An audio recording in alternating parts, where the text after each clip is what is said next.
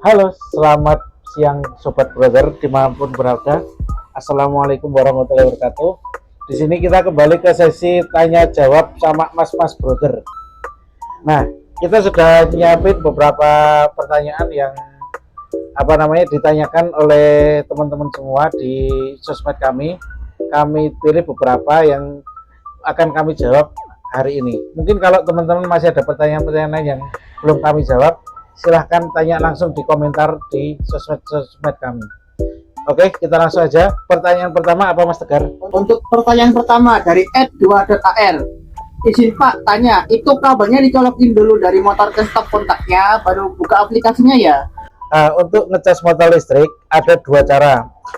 Bebas, nggak ada aturan stop kontak dulu atau buka aplikasi dulu, karena nggak ada keterkaitannya. Jadi bebas, bisa dicolokin dulu atau buka aplikasinya dulu. Kalau saya buka aplikasinya dulu karena saya perlu memastikan stop kontaknya itu aktif atau enggak. Karena ada beberapa tempat yang saya temui itu ternyata offline, jadi di scan nggak mau. Nah, kan ribet banget kalau pasti udah dicolokin tapi ternyata nggak bisa di barcode. Nah, lebih baik di barcode, ada keterangan bisa diisi KWH, dibelikan kode tokennya, baru dicolokin. Nah, seperti itu. Oke, untuk pertanyaan kedua dari @beris. Informatif sekali Pak videonya. Terima kasih. Mau tanya Pak, jadi untuk motor listrik maksimal fullnya berapa kWh Pak biasanya? Untuk yang kami pakai sendiri kan Fox 350 dari Polytron. Itu kalau nggak salah, mohon maaf dikoreksi kalau saya salah, yang setahu saya itu 4,7 kWh untuk dari 0 sampai 100%. Kalau dirupiahkan itu sekitar 9 ribuan, mungkin plus admin ya sekitar 10 ribuan. Jadi menurut saya sangat worth it sekali. Kenapa? Kita cukup beli token senilai 10.000, anggaplah ya 10.000 gitu ya, sudah full baterai dan bisa jalan untuk 100 kilo. Dimana kalau motor bensin biasanya 1 liter itu bisa rata-rata cuma 40-50 untuk yang motor-motor kayak Beat dan segala macam. Jadi ini lebih hemat dari sisi rupiah kalau dibandingkan dengan jaraknya. Seperti itu. Oke. Yang ketiga dari @go_drive_move. 4 kW itu berapa jam ngecasnya? 4 kWh itu pengalaman saya untuk 1 kWh itu dengan charger bawaan dari Polytron yang cuman 10 ampere. Jadi 10 ampere ya bawaan dari pabriknya itu 1 kWh itu butuh sekitar 1 jam. Jadi kalau 4 kWh itu hampir 4 jam. Tapi kan karena butuhnya kan nggak cuma 4 kWh. Kalau dari 0 ya berarti anggap aja sekitar 5 jam untuk ngecasnya. Untuk 5 jamnya. Untuk yang pertanyaan keempat dari @krispam, ngecas tinggal pulang dulu. Sampai mau makan juga bisa Mas, lumayan. Sampai ke mitik itu.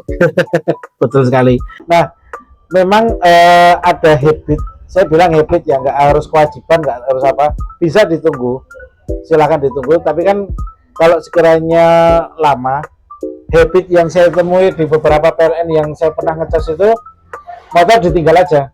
Jadi setelah ngecas dipastikan sudah nyambung ke listriknya, sudah bertambah persentasenya, biasanya ditinggal. Jadi nanti kembali lagi setelah diperkirakan sudah penuh, karena kan bisa cek di aplikasinya baterainya sudah berapa nih progres pengisiannya. Nanti kalau sudah penuh baru biasanya pada kembali. Nah, aman atau enggak? Nah, aman atau enggak tergantung daerah ya, saya nggak berani klaim pasti aman. Cuman yang enaknya adalah kalau kita pakai sistem lock di Fox 350 itu, kalau sudah kita lock, kunci kita bawa, motor nggak bisa dibawa kemana-mana. Artinya bannya itu nggak mau muter, yang kunci. Dan selama ini dengan saya melihat habit yang orang ditinggal ngecas terus tinggal pulang atau tinggal kemana, itu aman-aman aja gitu loh. Yang di Jogja sama yang di Solo ya yang saya bicarakan. Tapi kalau yang lain-lain saya kurang paham dan saya nggak berani jamin keamanannya. Itu pilihan ke Anda mau mengambil resiko itu atau enggak, seperti itu. Jadi bisa ditinggal, bisa ditunggu di tempatnya. Okay. Untuk pertanyaan kelima, @kenny93. Metode pembayarannya bagaimana Pak? Apakah TF atau harus isi saldo dulu? Kalau pakai aplikasi PLN Mobile, kita pembayarannya via transfer ya. Berarti kita beli token kayak token biasa di rumah. Jadi pakai M-Banking biasanya. Bisa pakai M-Banking, bisa pakai QRIS, bisa pakai e-wallet kayak GoPay, OVO, Dana, itu bisa. Karena kalau untuk pengisian saldo PLN Mobile sendiri, itu kita nggak ada opsi top up. Jadi untuk ngisi, saya biasanya ngisi langsung beli 50.000 nih, padahal kan butuhnya cuma 4 kWh. Nah 50.000 itu dapat sekitar 18 kWh. Nah nanti kalau sudah full kan kita stop, ada pilihan stop isi. Nah nanti sisa KWH nya itu akan terakumulasi, termigrasi lagi jadi saldo dalam bentuk rupiah, itu di saldo refund namanya, saldo refund PLN. Nah itu satu-satunya cara untuk isi saldo refund. Kalau nggak seperti itu nggak bisa, karena nggak ada opsi top up di PLN. Ini update per sekarang ya, Mei 2026. Saya nggak tahu update kedepannya seperti apa. Jadi mungkin kedepannya bisa berubah ya? Bisa sangat bisa berubah. Dan untuk pertanyaan ke-6, AC Motion MOT, kalau pengecasan hingga full biasanya bisa berjalan berapa km motornya? Yang saya kembali lagi, model yang saya pakai adalah Polytron Fox 350 yang diklaim oleh Polytronnya sendiri bisa 130 kilo. Nah saya sudah membuktikan beberapa kali saya pakai touring, jalan kemana, keliling-keliling dengan beban boncengan saya sendiri 100 kilo, 100 kilo lebih, dikit banget, lebih 6 atau 7 kilo itu. Nah boncengan dengan biasanya sama teman atau istri saya yang bebannya sekitar 70 kilo, itu untuk 1% dari baterai itu bisa menempuh 1 kilo. Jadi total kalau 100% berarti bisa untuk 100 kilo. Kami sudah melakukan uji coba sendiri dan kami upload di YouTube. Nanti tinggal aja lihat YouTube di sini untuk tes jarak Fox 350. Oke, nanti bisa dicek sendiri videonya. Untuk pertanyaan selanjutnya, Bella Tampi, Kak, untuk sepeda listrik bisa? Untuk saya nggak tahu yang dimaksud bisa itu apakah sepeda listrik bisa dicas di PLN atau tidak. Saya kira bisa, karena stop kontaknya sama, berarti bentuk stop kontaknya sama. Tapi brother sendiri sejauh ini belum menyediakan sepeda listrik. Jadi yang kami sediakan saat ini di Brother Transport, kalau kakak mau sewa, adalah motor listrik tipenya Polytron Fox 350. Karena dari beberapa pengalaman teman-teman juga yang di komunitas, kita ada komunitas global ya motor listrik, Polytron Fox 350 ini jadi salah satu pilihan terfavorit teman-teman, dan saya juga merasa itu sampai detik ini merasa paling enak motornya. Oke, untuk pertanyaan selanjutnya, Panji Ismayadi, ribet juga, mending kalau yang punya rekening OVO atau GoPay, yang agak punya gimana nih?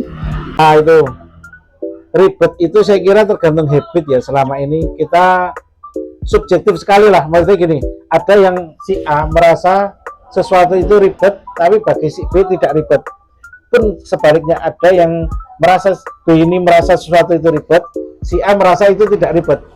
Jadi ini masalah sudut pandang, masalah persepsi, subjektif banget, tergantung siapa yang memandang sesuatu itu, apakah itu ribet atau enggak. Alurnya sama, tapi dipandang dari sudut pandang yang berbeda akan menghasilkan kesimpulan yang berbeda. Kesimpulannya ribet atau tidak ribet. Jadi kembali lagi bahwa motor listrik ini adalah salah satu pilihan saja, opsi untuk berkendara, opsi untuk memilih mode transportasi, dan motor listrik ini bukan sebuah kewajiban. Karena bukan sebuah kewajiban, artinya ketika kita memutuskan untuk memakai motor listrik misalkan, itu kan pasti ada konsekuensinya. Jadi konsekuensi itu selalu mengikuti sebuah pilihan. Nah, konsekuensinya adalah ya ada caranya untuk ngecas, ada caranya untuk pakai, ada caranya untuk merawat baterai dan lain-lainnya. Sebenarnya sama seperti ini sih. mungkin bagi orang yang sering bersepeda ontel, naik motor bensin itu ribet. Karena apa? Karena harus isi bensin, harus ganti oli, harus ganti busi, harus ngerawat mesin, harus dan macam-macam.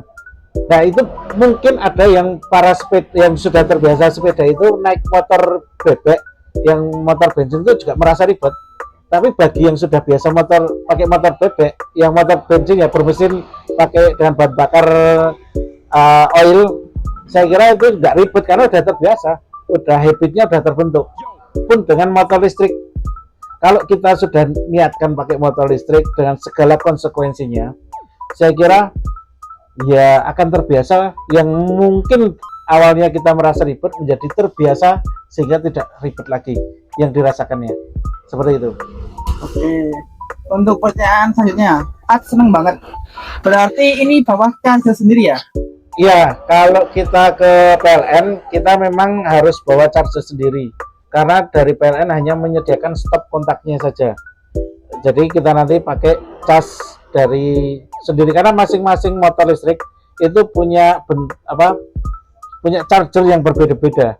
Jadi nggak bisa misalkan kita pakai merek A dipakai di merek B, kok saya merasa nggak bisa. Tapi nggak tahu ya, kalau tolong dikoreksi kalau ada kesalahan. Tapi menurut saya memang wajarnya selazimnya kita bawa sendiri aja yang bawaan dari pabrik. Oke, untuk pertanyaan terakhir, Arifah Mania, udah lama ribet mahal, adeh nggak lagi-lagi deh pakai EV. Ya, itu kembali ke penjelasan saya tadi yang pertanyaan nomor 8. Ribet ini tergantung POV kita, tergantung sudut pandang kita, tergantung bagaimana kita menyikapi sesuatu itu. Nggak cuma di motor listrik kok, semua hal itu banyak, pasti ada A, B, C yang dirasakan setiap orang itu pasti berbeda-beda. Ada yang merasa makan pari ya, makan pari itu pahit banget, nggak enak. Tapi ada juga yang makan pari itu nggak kok enak-enak aja, bahkan ada yang makan sampai dalam kondisi mentah ya enak-enak aja. Maksudnya gini loh, tergantung sudut pandang kita. Sekali lagi yang perlu saya tekankan adalah motor listrik itu sebuah pilihan, bukan sebuah kewajiban. Jadi kalau Anda sudah milih, ya diikuti dengan konsekuensinya, Anda harus siap dengan konsekuensinya. Seperti itu. Salam Brother Transport.